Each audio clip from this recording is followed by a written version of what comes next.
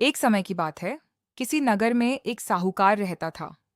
उसके घर में धन की कोई कमी नहीं थी, परंतु उसकी कोई संतान नहीं थी। इस कारण वह बहुत दुखी रहता था।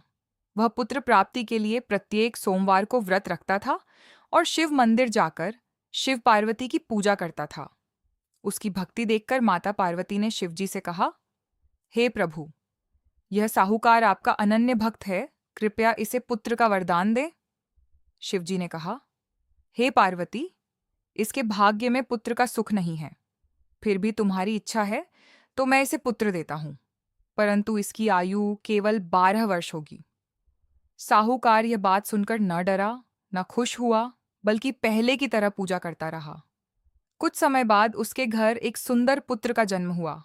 जब वह बालक 11 वर्ष का हुआ, तो साहूकार ने उसे विद्या प्राप्त करने के लिए काशी भेजने का विचार किया। उसने अपने साले, लड़के के मामा, को बुलाकर बहुत सा धन दिया और कहा, इसे काशी ले जाओ और मार्ग में जहां भी ठहरो, वहां यज्ञ करना और ब्राह्मणों को भोजन कराना। रास्ते में एक नगर पड्ढा, जहां के राजा की कन्या का विवाह था। जिस राजकुमार से विवाह होना था, वह एक आंख से काना था। उसके पिता ने जब साहूकार के सुंदर पुत्र को देखा, तो उसके मन में लालच आया। उसने मामा से कहकर बालक को दूल्हा बना दिया।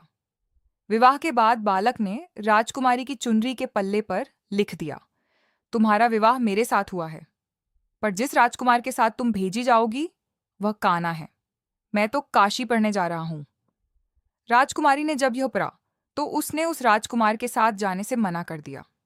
मामा और भांजा काशी पहुंच गए। बालक वहां पढ़ने लगा। जब बालक की आयु 12 वर्ष हुई, तो उस दिन घर में यज्ञ रखा गया।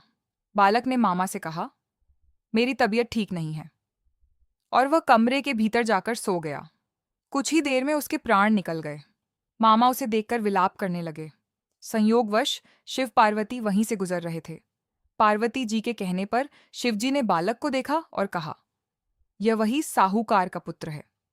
माता पार्वती के ममतामयी आग्रह पर शिवजी ने उस बालक को पुनर्जीवन का दान दिया। बालक ओम नमः शिवाय कहते हुए उठ बैठा। शिक्षा पूरी कर जब बालक मामा के साथ वापस लौटा, तो रास्ते में वही राजा मिले।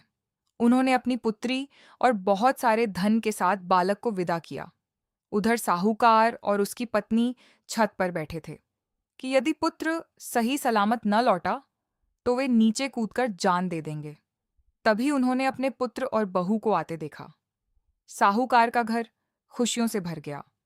जो भी व्यक्ति इस कथा को पढ़ता या सुनता है, उसके सभी कष्ट दूर होते हैं और मनोकामना पूर्ण होती है। ओम नमः शिवाय।